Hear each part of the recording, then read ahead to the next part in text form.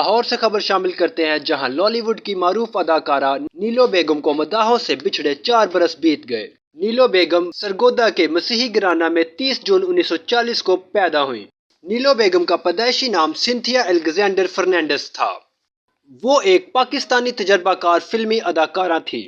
نیلو بیگم نے اپنے پیشہ ورانہ کیریئر کا آغاز 1956 میں کیا اور آئے موسم رنگیلے سونے کے گانے سے شہرت حاصل کی، جو ان پر بلاک باسٹر فلم 7 لاکھ میں دکھایا گیا تھا۔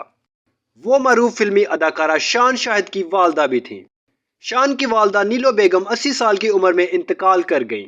سپر ہٹ فلم زرقا میں ان کی شاندار اداکاری پر انہیں نانگار ایوارڈ سے بھی نوازا گیا۔ نیلو بیگم کو 2022 میں بعد ازاں ستارہ امتیاز سے بھی نوازا گیا۔